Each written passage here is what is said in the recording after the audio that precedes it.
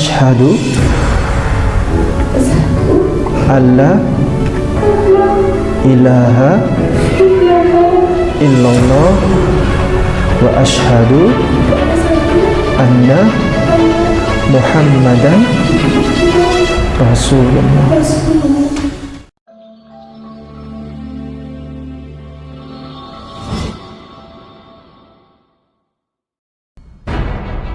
Lelang dakwah.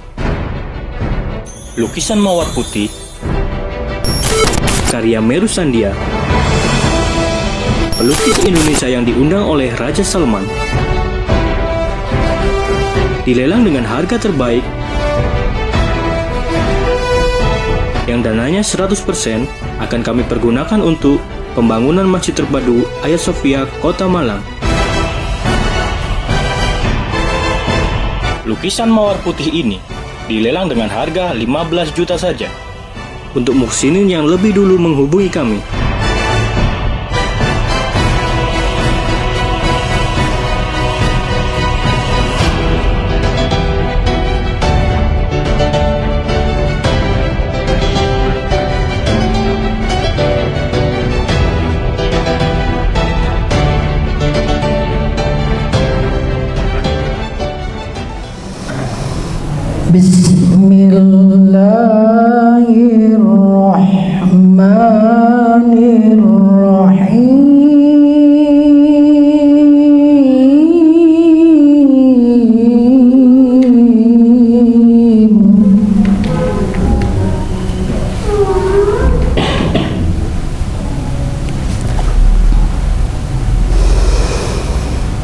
إذا السماء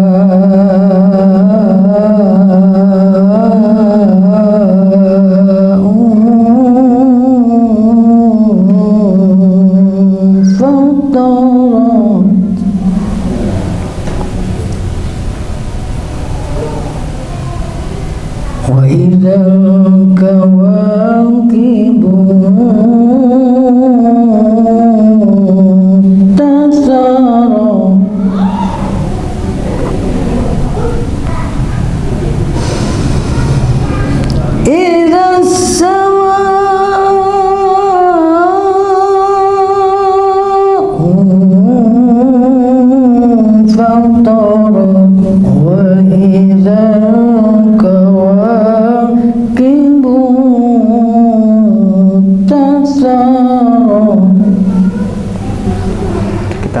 lanjutkan dengan kegiatan inti, yakni pensyahadatan. Sebelumnya kami sampaikan kepada hadirin sekalian bahwa ini ada atas nama Mbak Seli Ratnasari ya. Mbak Seli Ratnasari tinggal di Kota Batu, kelahiran 25 September tahun 91, dari agama Hindu ya. Saya ingin bertanya kepada Mbak Seli ya, mohon dibantu mic-nya bisa di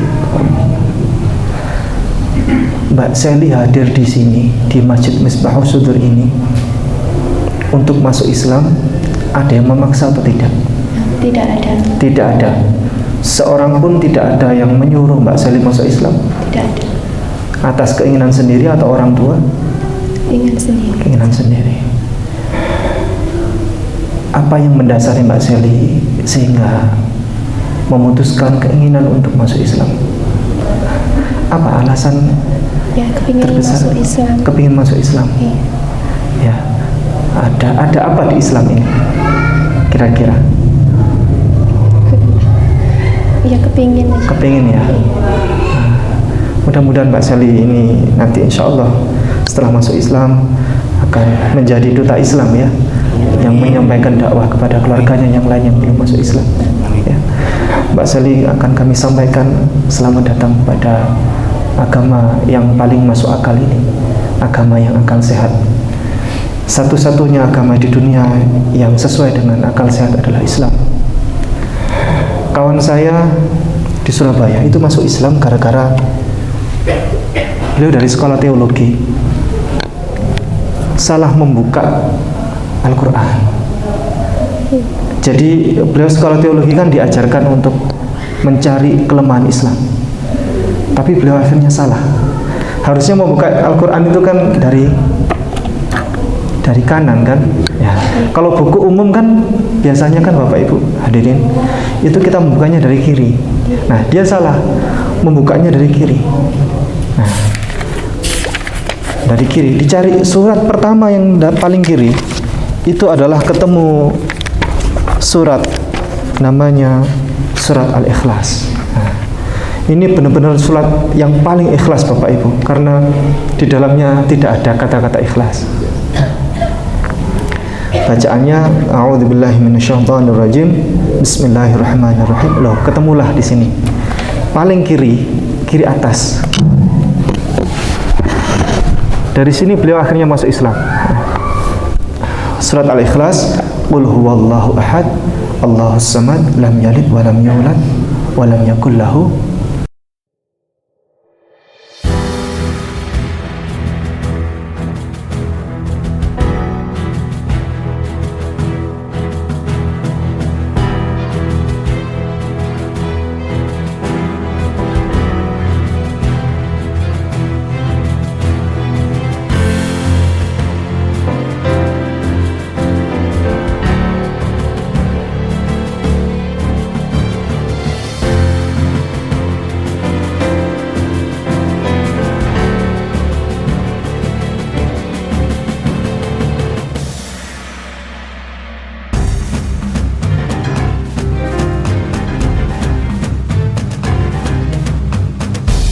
Jadi Al-Ikhlas itu qul huwallahu ahad, Allahus samad, lam yalid wa lam yulad wa lam yakul lahu kufuwan ahad. Allah Maha Esa, Maha Satu. Satu-satunya Tuhan hanya Allah. Allah juga tidak beranak dan tidak diberanakkan. Dari situ kawan saya itu masuk Islam. Dia kaget. Beliau dari Kristiani. Karena Tuhan di Kristiani kan ada 3. Satu di 3, 3 di 1 kan begitu. Beliau kaget, kalau Tuhan memang 3, kemudian harusnya sekarang sudah punya cucu, punya anak ya kan, punya anak, karena Tuhan ada anak Allah, ada bapak dan lain sebagainya. Berarti ada cucu dan lain sebagainya. Tidak masuk akal. Yang sesuai akal sehat adalah Islam. Syarat untuk menjadi Tuhan itu adalah 3. 1, absolut. Absolut itu adalah berdiri sendiri. 1, esa. Dan Tuhan di Islam adalah 1, hanya Allah. Dalam Islam dikenal dengan Allah wujud, midam baqa, mukhalafatu lil hawadith, qiyamuhu bi nafsihi, wahdaniyat, qudrat, iradat, ilmun hayat, sama' basar, kalam qadiran, muridan aliman, hayyan sami'an basiran, hayyan sami'an basiran mutakalliman. Itu sifat-sifat Allah yang membuktikan bahwa Allah itu absolut. Qiyamuhu binafsihi, berdiri sendiri dan tidak ada anak dan tidak diberanakkan. Tidak ada banyak, hanya 1. Tidak ada dewa-dewa yang begitu banyak, hanya 1. Itu yang paling masuk akal. Kalau Tuhan ada banyak, maka bumi ini, planet-planet ini tidak normal sudah. Pasti bumi saya tidak mau bundar, saya mau kotak ya kan. Satunya bersilang pendapat dan lain sebagainya. Begitu. Kemudian syarat untuk menjadi Tuhan itu adalah, yang kedua adalah distinguish. Distinguish itu adalah berbeda. Berbeda. Tuhan harus berbeda. Karena apa? Kalau sama dengan zat yang lain, maka dia tidak akan disebut sebagai Tuhan. Tuhan lapar, maka itu tidak Tuhan ya. Kalau ada Tuhan tidur, kemudian itu bukan Tuhan, karena sama dengan manusia ya. Kemudian Tuhan memerlukan bantuan yang lain, itu adalah manusia, bukan Tuhan. Jadi syarat distinguish tadi wajib untuk dimiliki oleh Tuhan, begitu. Dan Tuhan di Islam itu memenuhi syarat tersebut. Kemudian yang ketiga, syarat yang ketiga untuk menjadi Tuhan itu adalah unik. Unik itu adalah memiliki kekhususan sendiri, khas ya, tidak keunikan tersendiri, kekhususan ya. Dan di Islam itu Tuhannya unik, kekhususan, tidak disamakan dengan yang lain. Kalau ada Tuhan diserupakan dengan manusia punya mata ya, jadikan patung, maka dia tidak unik, dia seperti manusia yang lain. Atau Tuhan digambarkan seperti binatang, maka itu tidak unik, dan itu tidak masuk syarat menjadi Tuhan ya. Unik dalam Islam dikenal dengan wal awwalu wal akhir. Allah itu awal dan akhir. Jadi tidak ada yang mengawalinya dan tidak ada yang mengakhirinya. Kalau ada yang bertanya, orang ateis seringkali bertanya kepada orang Islam, kalau Mbak Sally diciptakan oleh Allah, kemudian siapa yang menciptakan Allah? Kan begitu ya. Dalam Islam ini sudah dibahas di madrasah-madrasah kita, wal awwalu wal akhir. Dia yang awal, dia yang paling akhir, tidak ada yang mengawalnya dan tidak ada yang mengakhirinya. Sama seperti kita, Allah itu kan distinguish ya, berbeda. Sama seperti begini, ada wayang kulit. Nah, wayang kulit itu apakah diciptakan? Ya, diciptakan. Siapa yang menciptakan? Manusia. Yang main tadi dalangnya itu yang menciptakan. Ya. Pertanyaannya adalah, apakah wayangnya sama dengan penciptanya? Enggak sama kan? Itu kulit, yang satu manusia. Berarti Allah itu tidak bergantung pada dimensi manusia. Kalau dimensi manusia ada sebab, ada akibat, di dalam Allah tidak ada itu. Kalau ada yang menciptakan, siapa yang menciptakan Allah? Itu tidak ada dimensi Allah di situ. Sama seperti meja ini. Apakah meja ini, yang menciptakan meja ini sama seperti mejanya? Tidak. Jadi dimensinya beda sudah. Jadi kalau di sini ada dimensi sebab akibat, di dalam dimensi Allah tidak ada itu, berbeda, sangat berbeda. Baik, terima kasih sudah Mbak Sally sudah mau kembali ya, sudah mau kembali ke dalam agama kebenarannya, Islam ya, Islam. Ya kita doakan semoga nanti Mbak Sally istiqomah ya. Nanti kalau Mbak Sally butuh belajar, keluarga yang terdekat siapa yang mau ngajarin? Belum ada. Mbak Sally aslinya mana? Asli Batu. Berarti semua keluarga masih Hindu semua? Ada banyak saudara yang saudara Muslim. Oh, tapi yang membina. Baik, kita ini aja langsung kita mulai saja prosesi pensyahadatan. Tadi saya sudah pamit kepada masjid agar masjid yang mensyahadatkan. Tapi pihak masjid tadi melimpahkan pada kami. Maksudnya karena alasan mungkin belum pernah tahu atau bagaimana. Tapi tidak apa-apa, nanti bismillah nanti supaya ini bisa menjadi contoh begitu, nanti kalau ada pensyahadatan lagi biar dari pihak masjid yang mensyahadatkan. Itu lebih afdal ya Ustaz. Karena masjid merasa memiliki mu'alaf ya, binaannya begitu. Baik Mbak Sally, kita awali ya. Gesturnya seperti ini, karena ini adalah lambang monoteisme, lambang bahwa kita bertauhid, hanya Allah Tuhan kita satu. Tangannya seperti ini Mbak Sally, bisa? Baik. Bismillah. Ar-Rahman Ar-Rahim. Asyhadu alla ilaha illallah wa asyhadu anna Muhammadan Rasulullah. Saya bersaksi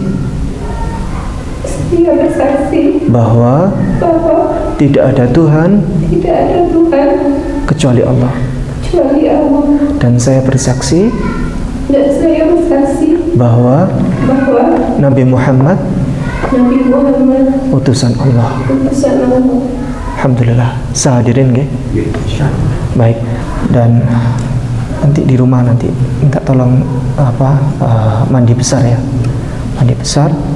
Kemudian untuk peribadatan dalam Islam itu enaknya kita bisa jalan tol. Ada apa-apa kita jalan tol sama Allah itu enak. Beribadah 5 kali sehari. Ada apa-apa curhat sama Allah.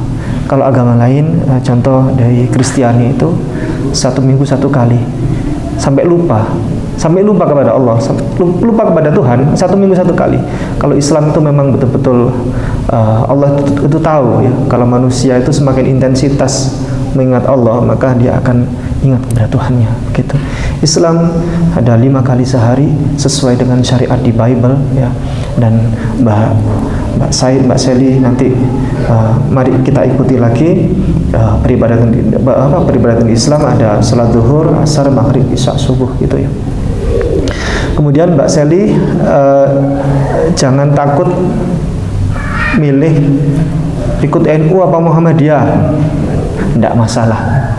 NU apa Muhammadiyah sama. Apakah sah? NU mana yang sah? NU apa Muhammadiyah? Sah semua. Kalau NU misalnya takbiratul ihram kabira walhamdulillahi katsira wa subhanallahi bukratan wa asila inni wajjatu wajhiya, seterusnya dan seterusnya. Kalau di Muhammadiyah, Allahumma ba'id baini wa baina khataaya kama ba'adta bainal masyriq wal maghrib, Allahumma naqqini, dan seterusnya. Mana yang sah? Sama-sama sah. Karena Rasulullah sudah pernah menjalankan kedua-duanya. Ya. Mana yang sah, kunut atau tidak pakai kunut? Sah semuanya. NU apa Muhammadiyah? Sah semuanya. Karena Rasulullah juga sama-sama pernah menjalankan keduanya. Rasulullah pernah menjalankan kunut, NU pakai dalil yang itu. Oh, berarti kalau Rasulullah pernah menjalankan kunut, maka kita pakai kunut. Muhammadiyah berkeyakinan, oh Rasulullah pernah menjalankan kunut kemudian meninggalkannya. Oh, berarti kita ikut yang meninggalkannya. Itu Muhammadiyah. Mana yang sah? Sama-sama sah. Karena masing-masing punya dalil dan ketetapan sendiri-sendiri.